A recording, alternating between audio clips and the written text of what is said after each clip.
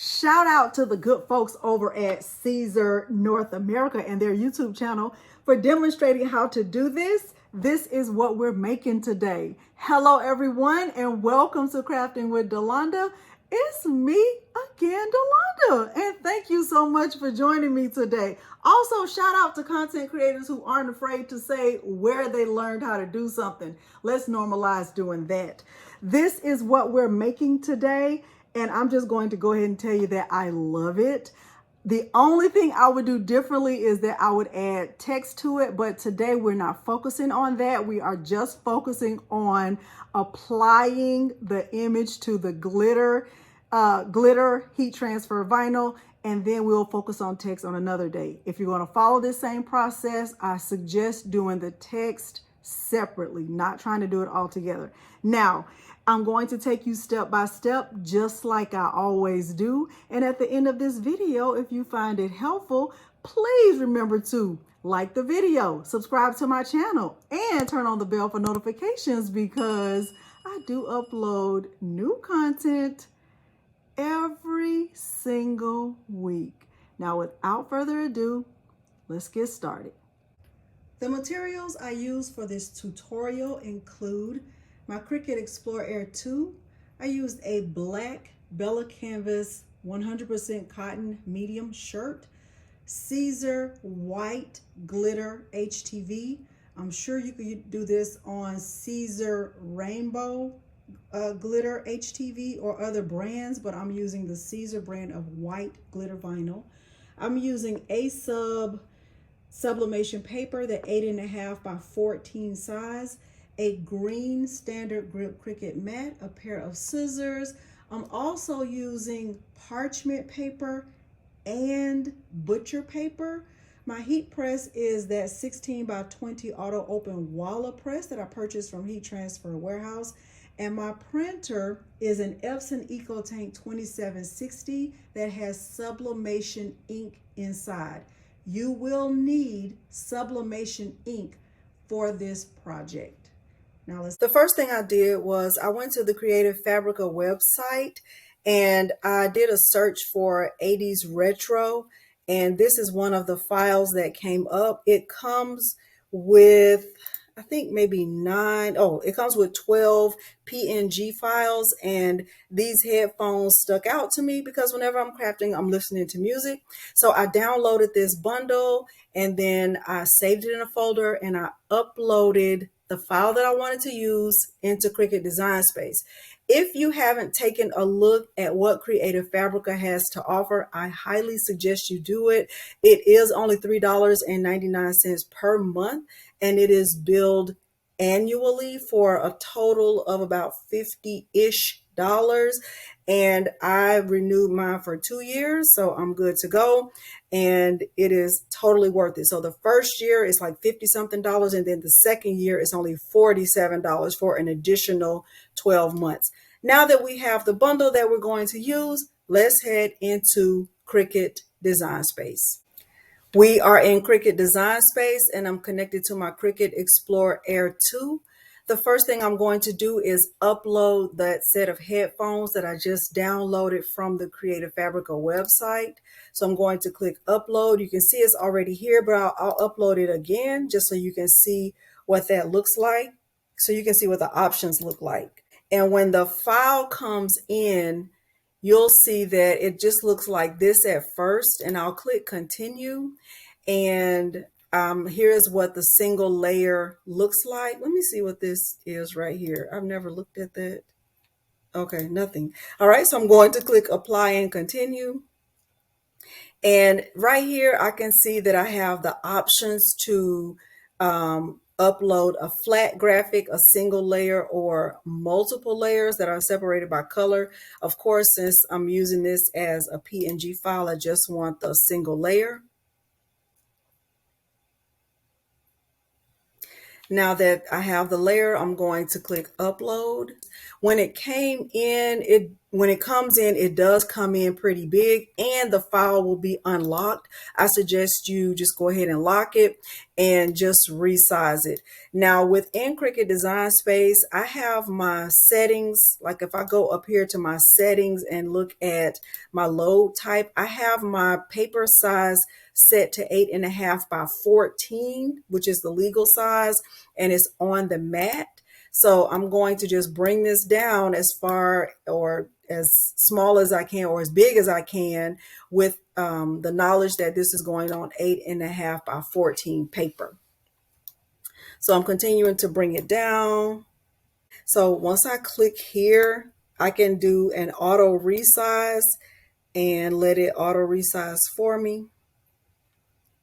Okay, so that's as big as I can get this.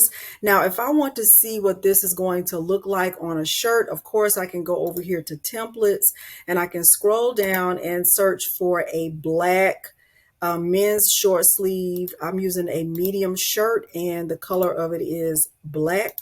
And I can see, you know, what that's going to look like on the shirt. I think it's going to look really good. Now, right now, the view on my screen is at 25%. Let me bring it up just so we can see it a little bit better. Okay, I think this is going to look nice. And if you decide to add any text to this, like with glitter vinyl or another medium, I highly suggest you do it separate from this process. Okay, so I'm not even going to add any text, but if I were going to add text to this, I would go over here to my text box. I kind of played around with it earlier. And if I was going to add text, I would add vintage vibes. I think that just look really good. And I would probably use a font called Master Baker that came from dafont.com. This is what it looks like.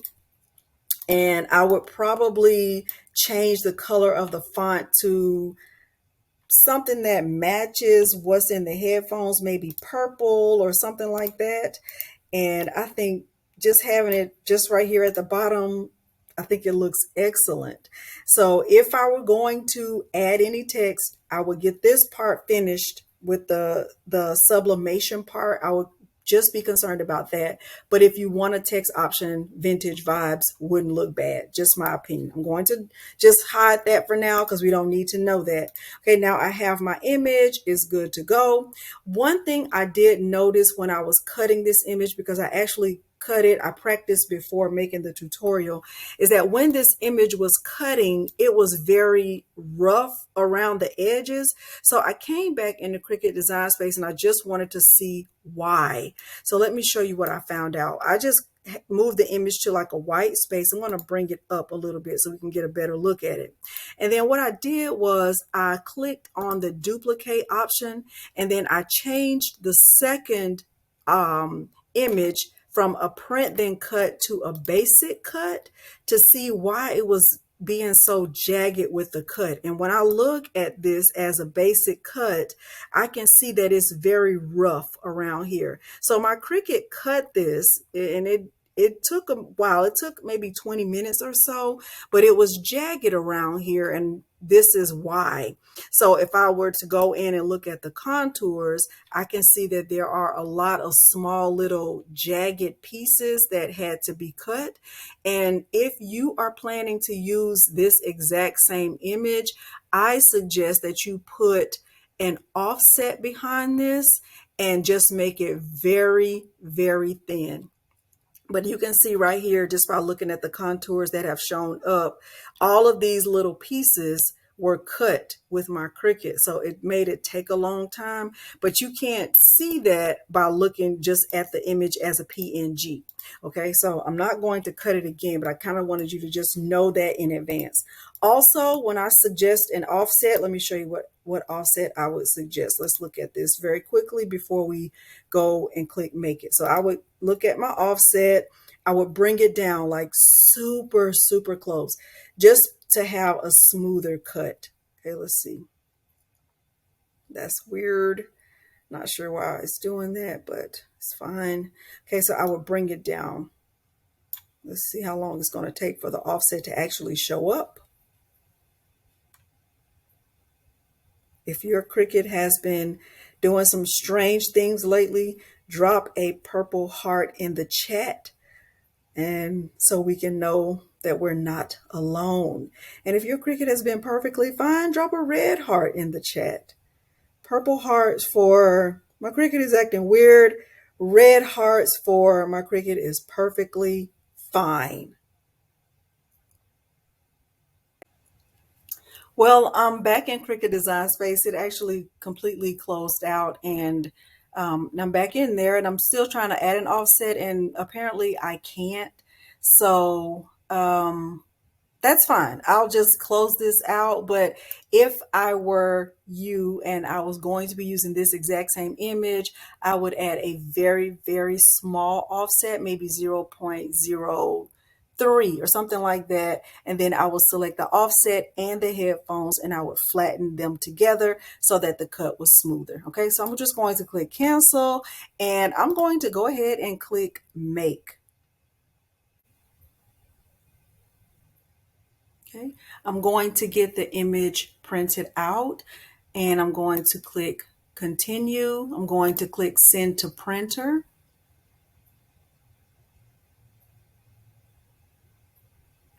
I'm going to select my Epson EcoTank 2760 series printer with the add bleed off. I am going to use system dialog, and I'm selecting print. I'll get this printed out. Remember, the image here is mirrored. Okay, so I'll get this printed out, and everything I'll do from here will be back on the camera. What I'm going to do right here is remove the glitter vinyl from the backing. So it still has the white part and it has the backing. I'm going to just remove it.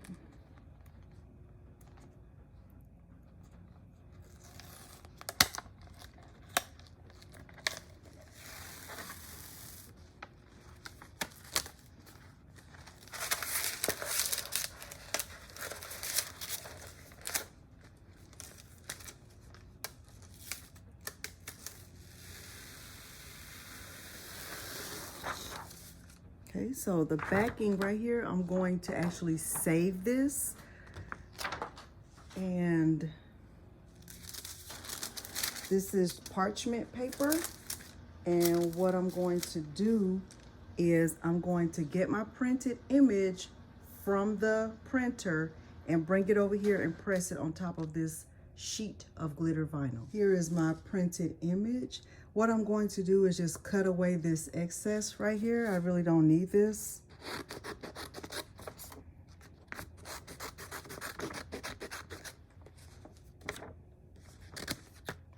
And I'm going to place this face down on the glitter. And I'm going to add a little bit of tape to this just to secure it in place.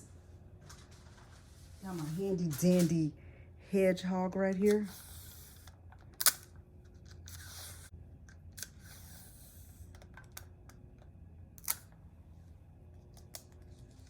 Okay. And what I'm going to do now is add parchment paper on top. I typically do not use parchment paper with my sublimation projects, but I'm going to add parchment paper first, and then I'll put butcher paper on top of that just to make sure none of it goes through and gets on my heat press at the top. I'm going to press this on 400 degrees for 45 seconds. Okay, as soon as my heat press popped open, all of my butcher paper and everything flew out, but that's fine. Now let's do the peel and reveal, which is always very exciting for me. The purpose of the parchment paper right here is to make sure that I can remove this glitter vinyl from the backing. So what I'm going to do is carefully peel this up, and let's see. Oh my goodness. Oh my, I'm excited already. Oh my gosh. Okay, so here is my image. I honestly feel like I could sublimate this again. I'm going to save this. I'm not going to trash this. There's a lot of ink left over, a lot, but it's still sublimated nicely on the glitter. So let's look at this. Let's just get this removed from the parchment paper. Because I removed the glitter HTV from the parchment paper without allowing it to cool down, I ended up having to press that image again because the glitter HTV actually stuck to itself and I couldn't peel it up. So here's my glittered image, or my glitter HTV.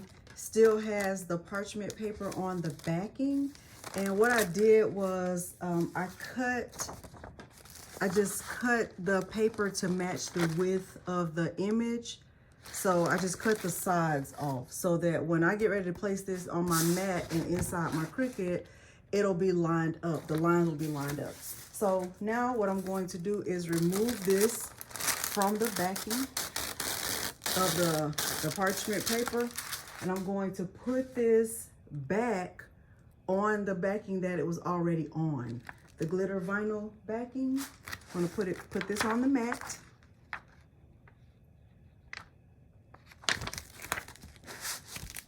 With the sticky side up. And I'm going to put this on the mat also. And I'm going to put it just in the corner where it would be any other time, so my Cricut can prepare to cut this out.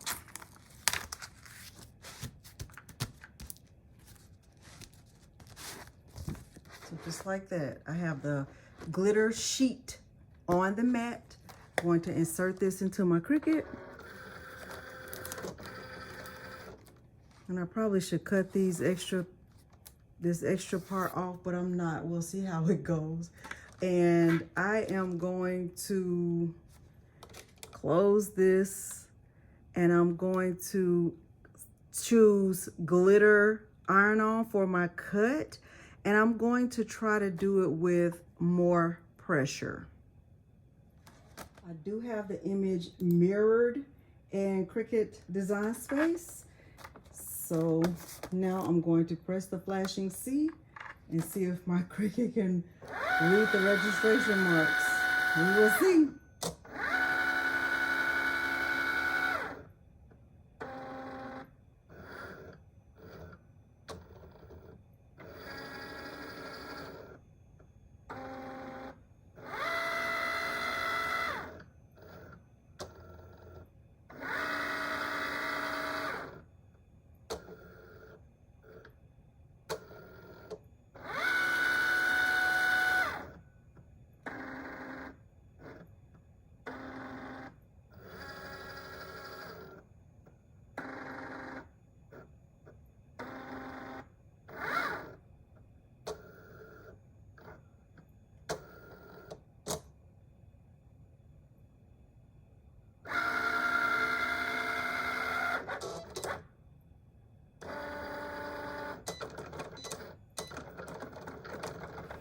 This is what I was referring to in Cricut Design Space when I was speaking about those small, rough pieces. My Cricut actually cut those because I didn't know about them in advance. So remember, if you're planning to use this exact same image at a very thin offset, it'll save you some time.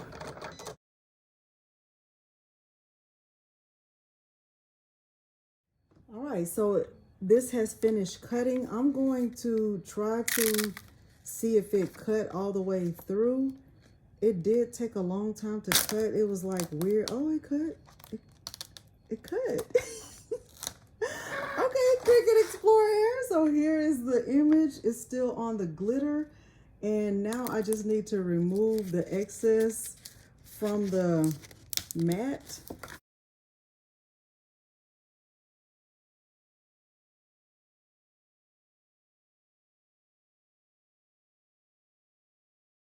So here's the image. Now let's go back over to the heat press and press this on my black shirt. I am shook and excited. Oh my God. I have a crease down the middle of my shirt. I have my heat press set to 325 for 25 seconds. And the temperature is still decreasing. But what I have to do now is remove this from the backing.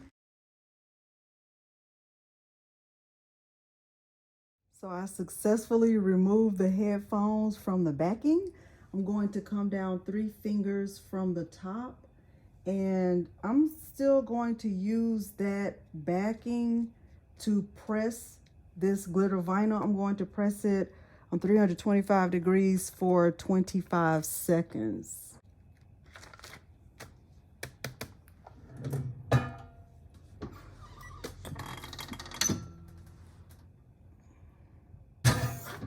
Okay, and let's peel it and reveal it.